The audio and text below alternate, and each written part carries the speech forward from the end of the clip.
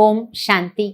அவ்யக்த சமிக்ஞை 29 மே 2024। सदा उमंग उत्साह में रहना अर्थात अपने श्रेष्ठ शान व स्वमान में रहना। சதா ஊக்கம் மற்றும் உற்சாகத்திலே இருப்பது என்றாலே தன்னுடைய மிக உயர்ந்த கௌரவத்தில் நிலைத்திருப்பதாகும்.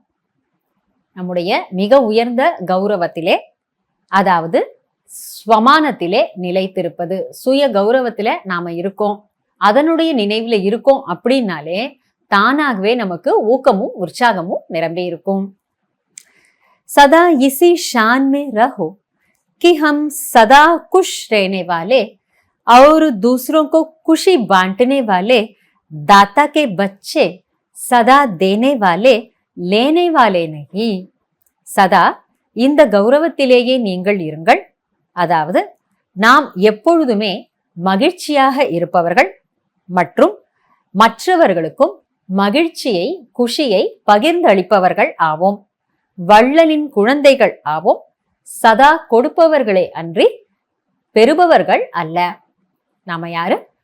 சதா வள்ளலுடைய குழந்தைகள், கொடுத்து கொண்டே இருப்பவர்கள், பெற்றுக்கொள்ளுபவர்கள் இல்ல.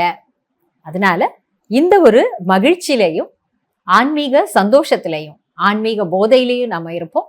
நமக்கு கொடுக்கக்கூடியவர் ஒரு பொழுதும் குறையாமல் கொடுத்துக்கிட்டே இருக்காரு.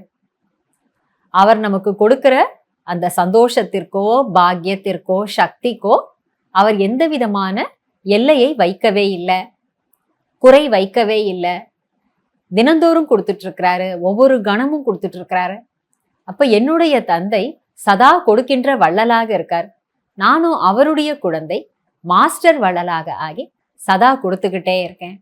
அப்ப நான் ஆத்மா மாஸ்டர் வள்ளல் அப்படின்னு நம்ம நினைச்சோம்னாலே போதும், அல்லது வள்ளலான பாபாவுடைய குழந்தை நான் ஆத்மா அப்படின்னு நினைச்சாலே போதும்.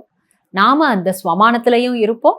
சுய கௌரவத்துல நம்மை நாம நிலைத்திருக்கும் பொழுது, தக்க வைத்து கொள்ளும் பொழுது, அப்ப தன்னால அந்த ஊக்கமும் உற்சாகமும் நிறைந்த நிலையில இருப்போம்.